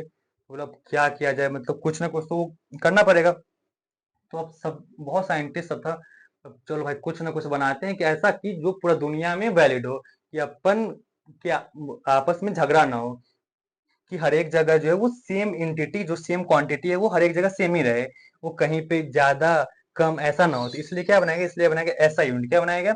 ऐसा यूनिट। तो हमारे पास 7 ऐसा यूनिट बने थे फिजिक्स में। कितने ऐसा यूनिट? 7 ऐसा यूनिट जो है बनने थे। तो हमें जो चावल और को जो, मतलब उसको जो जोखने के लिए, मतलब तौलने के लिए जो है केजी बना था। क्या बना था? केजी बना था। बोला देख भाई, 1 केजी में कितना ग्राम होता है? 1000 ग्राम। ये पूरा वर्ल्ड में वैलिड होगा, ये पूरा वर्ल्ड में, ये बिहार में भी वही वैलिड होगा और अमेरिका अमेरिका में भी यही वैलिड होगा, मतलब। और ये कनाडा में, कनाडा, जर्मनी, बिहार का छोटा सा गांव जो है नौतन है, नौतन, यहाँ भी वही वैलिड होगा। हरिपुर है, सीसो है, जो भी है, पूरा दुनिया में अगर किसी को 1 केजी चावल लेना है तो यही ऐसा यूनिट से उसको 1 केजी चावल मिलेगा। 1 केजी में कितना, 1000 ग्राम। वो 1050 ग्राम नहीं हो सकता, वो 1000 ग्राम ही रहेगा अगर किसी को 1 केजी चावल लेना है तो।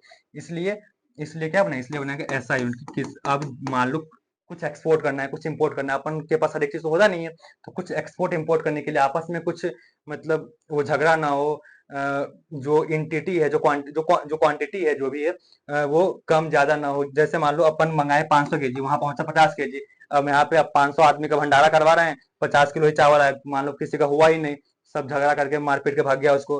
बोला अरे खाना खाने के लिए बुलाता है, कौन कुछ तुम्हारे पास खाना ही नहीं है। बोला भाई साहब तो मंगाए थे इंडिया से, बट वो बोला कि हम 500 केजी भेज रहे हैं, भेजा कितना, भेजा 50 केजी। तो इसके लिए क्या बना, इसके लिए बना ऐसा यूनिट, क्या बना, ऐसा यूनिट, पूरे पूरे वर्ल्ड में एक ही एंटिटी हो जहां से मेजरमेंट, जो वो मेजरमेंट हो सके, इसलिए ज्यादा कम कहीं पे नहीं होगा, ठीक है। तो उसी प्रकार बायोलॉजी में भी क्या हुआ, बायोलॉजी में नोमेनक्लेचर हुआ। जैसे यहाँ बोला कुत्ता को कुकुर बोल रहा है, बिलाई को बिल्ली, बिलाई, कुछ कुछ उसको बोल दे रहा है, ठीक है। तो कोई, अरे भाई ऐसा नाम करो जो अमेरिका में, इंडिया में, जापान में, चाइना में, हर एक जगह ना एक साइंटिफिक नेम होना चाहिए। तो इसलिए बोला कि नोमेनक्लेचर क्या है कि naming of organism according to international scientific rule is called nomenclature. जो इंटरनेशनल साइंटिफिक रूल जो है उसके अकॉर्डिंग जो है वो नाम दिया जाए, ठीक है। फिर तीसरा हमारे पास, हम पढ़ेंगे फर्दर आगे। फिर देखो तीसरा क्या हमारे पास, क्लासिफिकेशन है, क्या है, classification, a process by which an organism is grouped into convenient categories on the basis of same easily observable characters, ठीक है। जैसे मान लो अपन को क्लासिफिकेशन करना है, जैसे एक क्लास है, ठीक है, एक क्लास में अपन को बच्चे को बांटना है कैटेगरी वाइज में, ठीक है। जैसे मान लो अपन को हाइट की बेसिस पे नापना है, तो मान लो अपने क्लास में ना 4 हाइट के बच्चे हैं। एक तो है एक तो एक तो फाइव एक तो 5'5" है, एक कितने, एक 5'5" है, एक 5'8" है, और एक कितने, एक 5'10" है, ठीक है।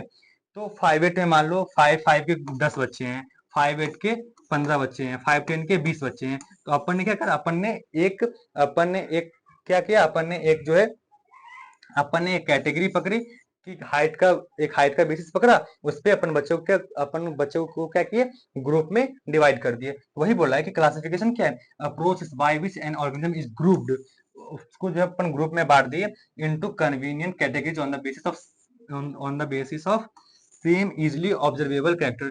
जो कैरेक्टर जो अपन इजिली क्या कर रहे हैं और इजिली ऑब्जर्व कर पा रहे हैं, उसके बेसिस पे अपन सबसे आंख से क्या देख के ऑब्जर्व कर पा रहे हैं कि सब देखो अपन की क्लास में तीन तीन जो है, 3 हाइट का बच्चा है, 5'5" है, 5'8" है, 5'10" है। तो अपन उसके बेसिस पे, जो कि बहुत ही इजिली ऑब्जर्वेबल कैरेक्टर है, उसके बेसिस पे क्या अपन ने उसको डिवाइड कर दिया, ठीक है। या फिर अपन जो है, जैसे मान लो टेस्ट हुआ, क्या हुआ, टेस्ट हुआ, तो अपन जो है मार्क्स के बेसिस पे क्या कर सकते हैं, मार्क्स के बेसिस पे जो है वो क्या कर सकते हैं, क्लासिफिकेशन कर सकते हैं, उसको जो है क्लासिफाई कर सकते हैं, उसको एक अलग ग्रुप में। जैसे मान लो किसी का नीट का एग्जाम हुआ, ठीक है, तो जो है वो नीट में जो है वो देखो 500 से 500 से ज्यादा वाले बच्चे, 450 ज्यादा वाले बच्चे, और 300 से ज्यादा वाले बच्चे। तो 500 ज्यादा कितनों बच्चे के हैं, मान लो 25 बच्चे के हैं, 450 से 70 बच्चों के हैं, और 300 में 100 बच्चों के हैं, ठीक है। तो अपन क्या, अपन मार्क्स के बेसिस पे, जो कि इजिली ऑब्जर्वेबल कैरेक्टर है, उसके बेसिस पे क्या करा, अपन ने उसको क्लासीफाई कर दिया, ठीक है। अब हमारे पास चौथा है सिस्टमैटिक्स। क्या है, सिस्टमैटिक। ये सिस्टमैटिक कैसे बना है, सिस्टमैटिक बना है 2 वर्ड से। सिस्टमैटिक कैसे बना है, सिस्टमैटिक्स बना है 2 वर्ड से। एक का नाम है सिस्टेमा, और एक का नाम नटूरा। देखो ये है हमारे पास सिस्टमैटिक, क्या है, सिस्टमैटिक्स। सिस्टमैटिक्स कैसे बना है, ये बना है सिस्टेमा प्लस नटूरे, NATURA। यहाँ पे नीचे लिखा हुआ NATURA होगा, बीच में सही कर लेना, NATURA। देखो the term systematics was given by Linnaeus, ये बहुत इंपॉर्टेंट है। जो टर्म दिया है, ये सिस्टमैटिक जो टर्म दिया है, किसने दिया? ये टर्म जो है, ये टर्म सिस्टमैटिक दिया किसने? लीनियस ने, कार्ल लीनियस। किसने दिया? ये टर्म सिस्टमैटिक दिया किसने? लीनियस ने। किसने? लीनियस ने। फिर दिया कि Linnaeus use Systema Naturae as a title of his publication. उसका जो पब्लिकेशन था, कार्ल लीनियस के बुक का, उसका उन्होंने नाम दिया था सिस्टेमा नटूरा। क्या दिया था? सिस्टेमा नटूरा। फिर देखो, systematics was later in large to include identification, nomenclature and classification with a study of evolution, relationship between organism।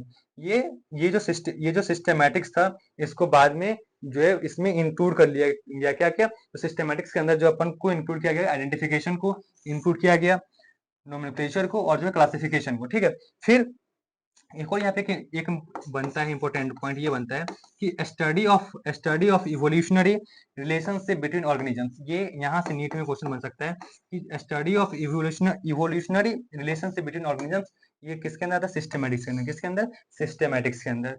तो अपन का ये खत्म हो गया। अपन चलते हैं नेक्स्ट टॉपिक पे। हमारे पास नेक्स्ट टॉपिक है टाइप्स ऑफ टेक्सोनॉमी। क्या?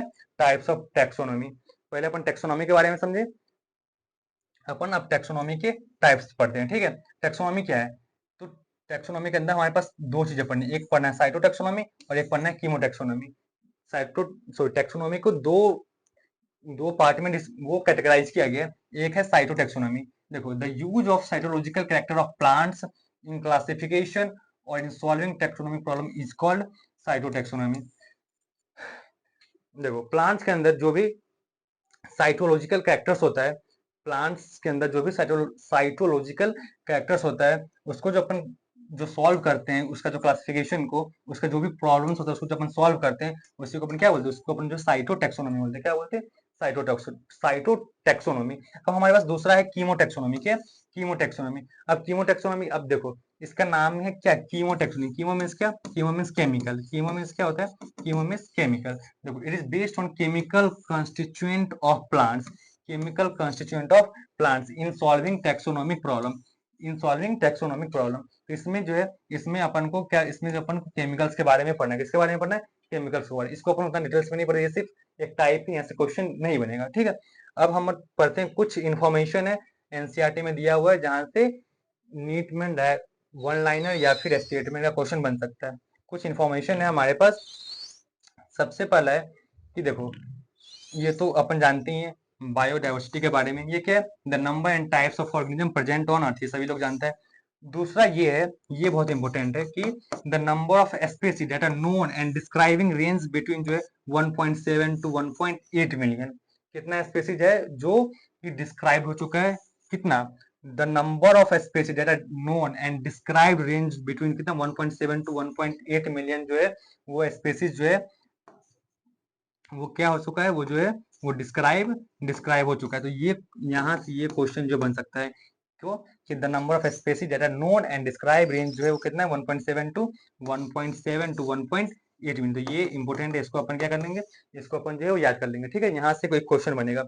अब एक है कि practical significance of taxonomy is identification of unknown organism.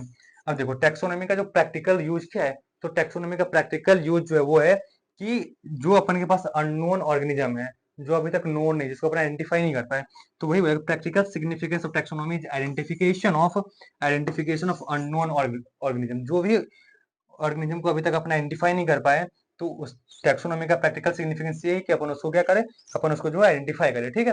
तो इसका जो ये प्रैक्टिकल यूज है टैक्सोनॉमी का। अपन पढ़ते हैं नेक्स्ट स्लाइड पे। अब है नोमेनक्लेचर। क्या है? नोमेनक्लेचर। ये बहुत ही ज्यादा इंपॉर्टेंट है नोमेनक्लेचर। यहाँ से क्वेश्चन बनने के चांसेस बहुत ज्यादा है नोमेनक्लेचर से। ठीक है। देखो, the plants and animals in own area are recognized by their local name, this local name vary from place to place. देखो, नोमेनक्लेचर, अपन को अब तो नाम तो रखना पड़ेगा। जैसे अपने यहाँ आम है, ठीक है, तो आम में एक किशनभोग आम रहता है, एक मालदा आम रहता है, एक बीजू आम रहता है, एक कलकतिया आम रहता है, तो बहुत सारा आम रहता है। तो अपन जाके कहीं मान लो दूसरी जगह जाके बेचोगे कलकतिया आम, ये आम, तो लोग तो जाने अरे क्या कह रहा है, कनाडा में जाओगे, अमेरिका में जाओगे, जापान में जाओगे, तो ऐसे तो बिकते हैं। वो तो अपन का जो एक लोकल एरिया है, एक पार्टिकुलर एरिया है जहाँ अपन रहते हैं, वहां अपन बोलचाल की भाषा में वो नाम कहते हैं। बट वो अपन ही, अगर अपन का एक इंडिया है, अगर इंडिया में एक पार्ट से दूसरे पार्ट में जाओगे तो फिर नाम चेंज है, फिर उनका कुछ लोकल नाम है, फिर आप उस दूसरे पार्ट में जाओगे फिर वहां पे दूसरा नाम है, फिर आप दूसरे देश में जाओगे फिर वहां पे दूसरा नाम है, फिर वो अपने कुछ अलग नाम से बुलाते हैं। तो इसके लिए साइंटिस्ट लोगों ने सोचा कि भाई देखो, साइंटिस्ट लोगों ने सोचा कि ऐसा नाम दो जो पूरा वर्ल्ड में क्या हो, पूरा वर्ल्ड में जो है, पूरा वर्ल्ड में इसको इसी नाम से बुलाया जाए। तो इसके लिए क्या है? इसके लिए आया साइंटिफिक नेम। क्या आया? इसके लिए आया साइंटिफिक नेम। क्या आया है? Scientific name. ठीक है, तो वही बोला है कि नोमेनक्लेचर क्यों, इसका यूज क्यों, इसका जो है वो, इसका अपन को जरूरत क्यों पड़ा, क्योंकि अपन जो है वो, क्योंकि जो है देखो, प्लेस टू प्लेस जो इसका नाम जो है चेंज होते रहता है। जो भी चीज है, जैसे कोई भी ऑर्गेनिज्म है, उसका जो प्लेस टू प्लेस जो नाम जो है वो वेरी करता रहता है। इसके लिए अपन को नोमेनक्लेचर का जो है वो यूज आया। ठीक है, फिर हमारे पास है there is a need to standardize the naming of living organism so that a particular organism is known by same name all over the world. मैंने आपको पहले बताया था कि एक स्टैंडर्ड सेट होना चाहिए कि एक नाम की पूरे वर्ल्ड में उसको सेम नाम से बुलाया जाए। जैसे मान लो, जैसे आम है, ठीक है, मैंगो है, पूरा वर्ल्ड में उसको किस नाम से बुलाया जाता है? पूरा वर्ल्ड में उसको बुलाया जाता है मैंजीफेरा इंडिका। किससे?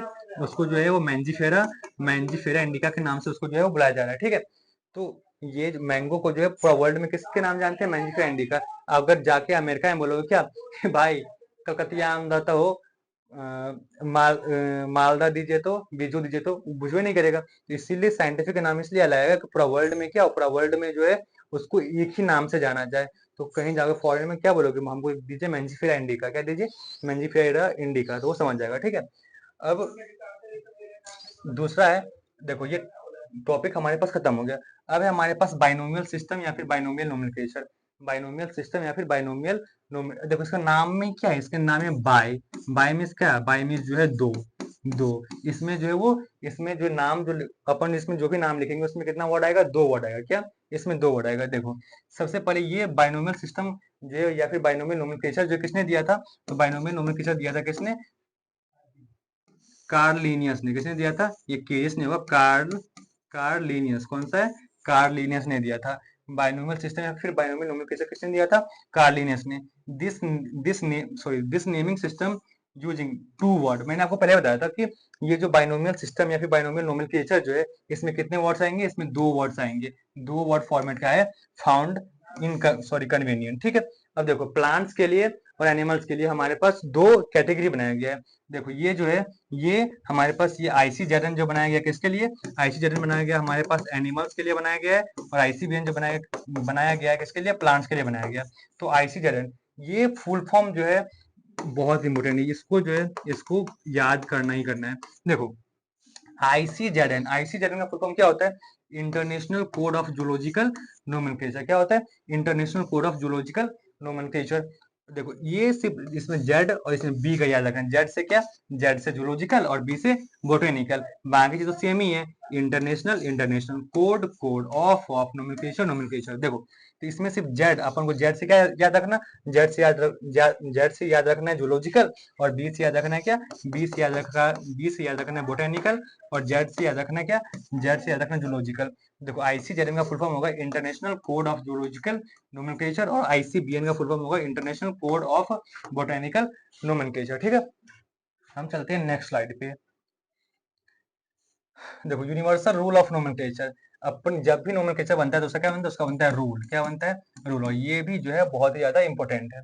ठीक है, जैसे अपन, आप लोग ना वो केमिस्ट्री पढ़ोगे, केमिस्ट्री में पढ़ोगे ऑर्गेनिक केमिस्ट्री। ठीक है, उसमें भी जो है रूल आता है, आईयूपीएससी आता है। ठीक है, उसमें भी बहुत सारा रूल्स होता है, उसके अकॉर्डिंग अपन जो है वो क्या करते हैं, अपन जो नाम लिखते हैं। ठीक है, तो उसी प्रकार यहाँ भी क्या, इस यहाँ भी कुछ रूल है। According to binomial system name of any species और साइंटिफिक नेम और biological name consist of two word. तो पहले बता दें कि इसमें जो है नाम, ये क्या है, हमारे पास बाइनोमियल सिस्टम में कर रहे हैं तो उसमें कितना, दो नाम आएगा, एटलीस्ट टू वर्ड आएगा। एक आएगा जेनरिक नेम। क्या आएगा? एक आएगा जेनरिक नेम। अपन जेनरिक नेम क्या होता है? Name of genus. वो ये अपन आगे पढ़ेंगे इसके बारे में, डिटेल्स के बारे में, जीनस क्या होता है, स्पीसीज क्या होता है, इसके बारे में अपन आगे पढ़ेंगे। जेनरिक नेम मींस क्या होता है? नेम ऑफ जीनस, उसका जीनस का क्या नाम है। दूसरा हमारे पास स्पेसिफिक एपिथेट। क्या नाम है? Specific epithet. देखो कुछ एग्जांपल से अपन समझते हैं। हमारे पास पोटैटो है, पोटैटो का जो है वो साइंटिफिक नेम क्या होता है? तो पोटैटो का साइंटिफिक नेम है सोलेनम ट्यूबेरोसम। क्या नाम है? Solanum tuberosum. तो देखो सोलेनम क्या है हमारे पास? सोलेनम जो है वो जेनरिक नेम है। क्या है? सोलेनम जो हमारे पास जेनरिक नेम है। और ट्यूबेरोसम क्या है? हमारे पास स्पेसिफिक स्पेसिफिक एपिथेट है। जो फर्स्ट होता है ना, जो जो स्टार्टिंग में होता है वो होता है जेनरिक नेम होता है। जो उसके बाद होता है उसको बोलते हैं स्पेसिफिक एपिथेट। ठीक है। फिर हमारे पास मैंगो है। मैंगो को क्या बोलते हैं? Mangifera indica. क्या बोलते हैं? Mangifera indica. तो जो हम क्या बोलते हैं, जो स्टार्टिंग जहां से होगा वो कैसा होगा? वो जो है वो होगा जेनरिक नेम होगा, और जो बाद में होगा वो कैसा होगा? Specific epithet. इसमें देखो, first letter of generic name should be in capital letter. जो पहला जो पहला जो है जो पहला लेटर होगा किसका? जो पहला लेटर होगा जेनेरिक नेम का, वो ऑलवेज कैसा? ऑलवेज कैपिटल से। जैसे हमारे पास देखो ये मैंगो है, ये हमारे पास मैंगो है। ठीक है। इसका अपन साइंटिफिक नेम लिखेंगे तो उसका क्या होता है? Mangifera indica. तो इसका जेनेरिक नेम क्या? देखो एम, तो ये क्या कैपिटल, बाकी सारा स्मॉल। Mangifera Mangifera. फिर अपन जब स्पेसिफिक एपिथेट लिखेंगे इंडिका, तो वो अपन स्मॉल से लिखेंगे, INDICA। तो ये जो हमेशा कैपिटल होना चाहिए। क्या होना चाहिए? कैपिटल। जब अपन जो है वो जेनरिक नेम लिखते हैं, तो जेनरिक नेम जब भी स्टार्ट करेंगे लिखने का, तो कैसा वो कैपिटल होगा। ठीक है। और अपन जब भी स्पेसिफिक स्पेसिफिक एपिथेट कर लिखेंगे, तो वो कैसा? स्मॉल से स्टार्ट होगा। तो इसका नाम क्या? Mangifera indica. जैसे आप क्वेश्चन देगा तो देखो, ऐसे क्वेश्चन दे दिया। ठीक है। तीन चार ऑप्शन दे दिए, उसने बोले करेक्ट कौन सा है मैंगो का जो साइंटिफिक नेम। तो किसी में देखो फर्स्ट क्या देगा? ये दे देगा मैंजीफेरा। देखो मैं बताता हूँ आपको। जैसे कुछ क्वेश्चन दे दिया कि ये देखो, ये क्वेश्चन दे दिया कि scientific scientific name scientific name of mango. ठीक है। ऑप्शन ए दे दिया हमारे पास मैंजीफेरा मैंजीफेरा इंडिका। ठीक है। हमारे पास ऑप्शन बी दे दिया। हमारे पास ऑप्शन बी में है मैंजीफेरा मैंजीफेरा इंडिका। हमारे पास ऑप्शन सी है मैंजीफेरा मैंजीफेरा इंडिका। हमारे पास ऑप्शन डी है मैंजीफेरा मैंजीफेरा इंडिका। हम आपको पहले बताएं कि साइंटिफिक नेम में क्या सबसे जो पहला जो जेनरिक नेम होता है, वो जेनरिक नेम कैसा? कैपिटल होता है। तो देखो ऑप्शन वन में देखें। ऑप्शन वन में पहला जो है जेनरिक नेम क्या है? ये जेनरिक नेम ये स्मॉल में है। ठीक है। जेनरिक नेम क्या है? कैपिटल होना चाहिए। तो ये क्या है? स्मॉल में है, तो इसको तो पहले काट दो। ये हो जाएगा हमारे पास गलत। दूसरा, ये तो जेनरिक नेम तो कैपिटल में है, बट स्पेसिफिक एपिथेट नेम क्या है? ये भी कैपिटल में। बट स्पेसिफिक एपिथेट नेम कैसा होना चाहिए? वो होना चाहिए स्मॉल में। तो यहाँ से ये भी गलत हो गया। अब फिर तीसरा ऑप्शन में है specific epithet, sorry generic name जो है एम, ये कैपिटल में सही है। बट यहाँ पे स्पेसिफिक एपिथेट नेम आई जो है वो क्या है? स्मॉल में। तो ये हमारा ये सही हो गया। फिर ये देखो ऑप्शन डी, सारा का सारा क्या? सारा का सारा कैपिटल में लिखा चाहिए, तो ऑब्वियस सी बात है गलत है। देखो कभी भी देखना ना, जो फर्स्ट होगा जेनरिक नेम से स्टार्ट होता है। जेनरिक नेम जो है वो ऑलवेज जो है वो स्टार्ट होगा कहाँ से? Start from capital letter. Start from always, हमेशा जो है जेनरिक नेम कभी भी स्टार्ट होगा तो कहाँ से होगा? कैपिटल लेटर से। और हमारे पास ये जो है ये स्पेसिफिक एपिथेट जो होगा वो ऑलवेज ऑलवेज स्टार्ट होगा कहाँ से? स्मॉल लेटर से। कहाँ से? ऑलवेज स्टार्ट होगा स्मॉल लेटर से। ठीक है। तो अपन को यहाँ पे ध्यान देना पड़ेगा कि ये कभी कभी ऑप्शन में ऐसा चालाकी कर सकता है। तो अपन जब तक सही से नहीं देखेंगे तो हमारा क्या हो जाएगा? हमारा वो जो है वो गलत हो जाएगा। ठीक है। तो इसके लिए अपन को क्वेश्चन के ऑप्शंस को बहुत ही क्या करना पड़ेगा? बहुत ही ध्यान से देखना पड़ेगा।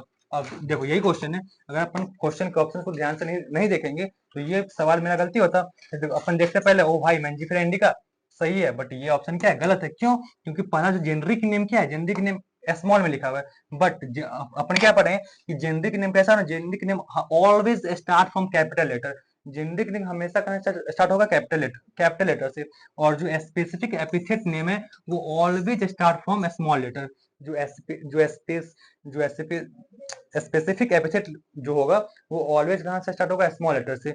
वो सिर्फ किसमें है? वो सिर्फ और सिर्फ ऑप्शन सी में। किसमें है? सिर्फ और सिर्फ ऑप्शन सी में। ठीक है। हमारा टॉपिक हो गया खत्म। अब हमारे पास एक तीसरा बचा है टैक्सोनॉमिक कैटेगरीज। क्या बचा है? एक हमारे पास बचा है टैक्सोनॉमिक कैटेगरीज बचा है। क्या बचा है? टैक्सोनॉमिक कैटेगरीज, जो अपन नेक्स्ट क्लास में पढ़ेंगे। ठीक है, तो आज का लेक्चर अपन यहीं पे एंड करते हैं। आप लोगों को इस पूरे टॉपिक में कहीं भी कुछ भी डाउट हो, बेझिझक कमेंट में आप स्लाइड नंबर, टॉपिक नाम, टॉपिक का नेम, जो भी हो, आपको जो समझ में नहीं आएगा आप कमेंट करना, हम उस पर एक अलग से